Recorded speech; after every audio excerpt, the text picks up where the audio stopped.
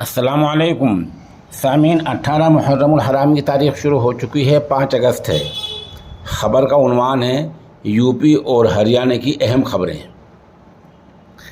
हरियाणा के नूह फसाद मामले में पुलिस को अब पाकिस्तानी हाथ का पता चला है। पुलिस रिपोर्ट के मुताबिक यूट्यूबर ज़ीशान मुश्ताक ने एहसान मेवाती पाकिस्तानी के नाम से चैनल बना रखा था। उसी पर उसने भड़काऊ पोस्ट अपलोड की थी। उसने अपनी लोकेशन राजस्थान अलवर बता रखी थी, हालांकि वो लाहौर इस्लामाबाद से पोस्ट अपलोड कर रहा था। पुलिस को शक है कि ज़ीशान का मजबूत नेटवर्क है, उसकी जांच की जाएगी। उधर नूह में आज भी बुलडोज़र चला है। इंतज़ामिया ने लगभग 2.5 एकड़ जगह से नाजायज़ कब्ज़े हटाए हैं। नूह के एसडीएम अश्विनी कुमार का कहना है कि 40 से 45 नाजायज़ कब्ज़े हटा गए हैं। इनमें कई मेडिकल स्टोर भी हैं जो बिल्कुल हटा दिए गए हैं। उन्होंने बताया कि इनमें से कुछ मालिक ऐसे हैं जिनका नूह फसाद में भी हाथ था। उधर नूह फसाद के ताल्लुक़ से अफवाह फैलाने के इल्ज़ाम में पुलिस ने कई लोगों के ख़िलाफ़ मुकदमे दर्ज किए हैं और 3 लोगों को आज इनमें से गिरफ़्तार कर लिया गया है।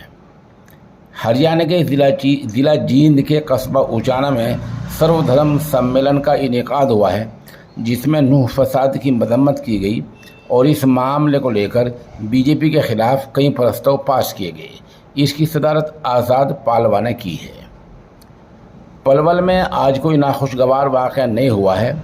बाज़ार खुले हैं। बताया जा रहा है कि पीर के दिन से स्कूल भी खुल जाएंगे।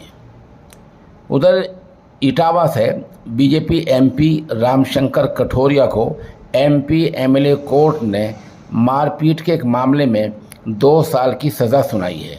ये मामला 16 नवंबर 2011 का है।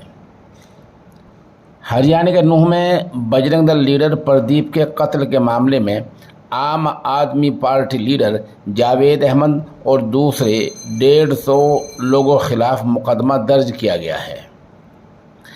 गयानवापी मस्जिद का सर्वे आज भी हुआ है। इस सर्वे में फ़ोटोज़, वीडियोग्राफी और 3D का इस्तेमाल किया गया है।